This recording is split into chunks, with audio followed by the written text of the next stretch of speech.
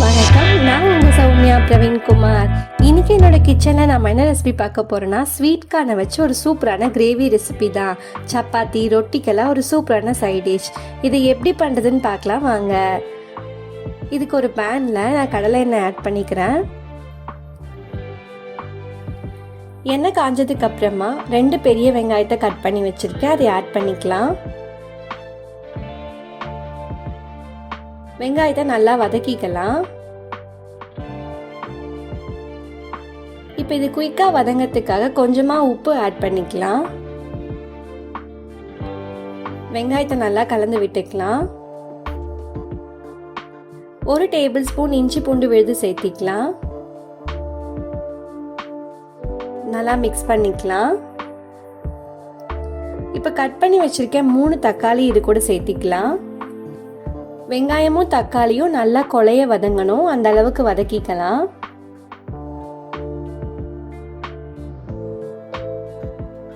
நல்லா வதங்கிருச்சு. இப்போ ஒரு 10 முந்திரி ஆட் பண்ணிக்கலாம். நல்லா கலந்து விட்டுக்கலாம். இது எல்லாமே நல்லாவே வெந்துருச்சு. இப்போ ஸ்டவ் ஆஃப் பண்ணிட்டு இதை ஆற வச்சு ஒரு மிக்சர் ஜாருக்கு மாற்றிக்கலாம்.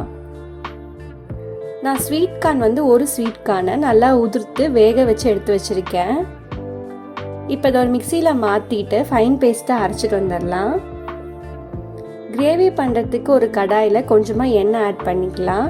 எண்ணெய் காஞ்சதுக்கு அப்புறமா ஸ்டவ்வை ஆஃப் பண்ணிக்கலாம். இந்த மசாலா பொடியெல்லாம் கரைஞ்சி போயிடும். 1 டீஸ்பூன் சீரகம் சேர்த்திக்கலாம். 1/4 டீஸ்பூன் மஞ்சள் தூள் சேர்த்திக்கலாம். 1 டீஸ்பூன் மிளகாய் தூள் சேர்த்திக்கலாம். 1/2 டீஸ்பூன் கரம் மசாலா சேர்த்திக்கலாம். 3/4 டீஸ்பூன் சீரகத்தூள் ஆட் பண்ணிக்கலாம். 2 டீஸ்பூன் மல்லித்தூள் சேர்த்திக்கலாம். எல்லாத்தையும் நல்லா கலந்து விட்டுக்கலாம். இதை கரியாம பார்த்துக்கோங்க. இதெல்லாம் நல்லா மிக்ஸ் ஆயிடுச்சு. இப்போ நாம் அரைச்சி வச்சிருக்க வெங்காய தக்காளி விழுது சேர்த்திட்டு நல்லா கலந்து விட்டுக்கலாம். இது மசாலாவோட நல்லா கலந்து விட்டுக்கலாம். நல்லா மிக்ஸ் பண்ணியாச்சு. இப்போ ஸ்டவ் ஆன் பண்ணிக்கலாம். இப்போ கொஞ்சமாக தண்ணி ஆட் பண்ணிக்கலாம். நல்லா மிக்ஸ் பண்ணிக்கலாம்.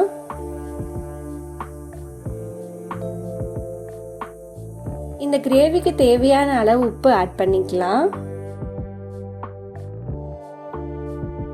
கொஞ்சமா புளிப்பை பேலன்ஸ் பண்றதுக்காக 1 டீஸ்பூன் வந்து சர்க்கரை ஆட் பண்ணிக்கலாம்.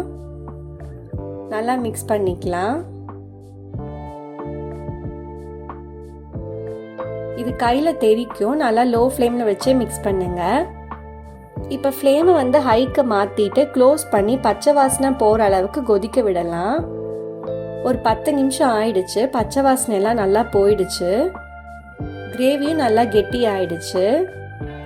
இந்த ஸ்டேஜில் நம்ம ஆவியில் வேக வச்சு எடுத்து வச்சிருக்க ஸ்வீட் கார்னை சேர்த்திக்கலாம்.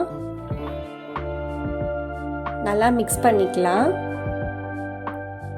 இது நல்லா கலந்து விட்டதுக்கு அப்புறமா ஒரு 5 நிமிஷம் கொதிக்க விடலாம்.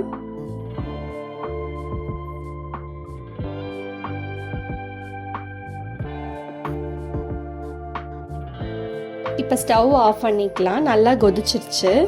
இப்போ இது மேலே கொஞ்சமாக கசூரி மேத்தி ஆட் பண்ணிக்கலாம். கொஞ்சமாக கொத்தமல்லி இலை தூவி கலந்து விட்டு சர்வ் பண்ணுங்க. சூப்பரான ஸ்வீட் கார்ன் கிரேவி தயார்.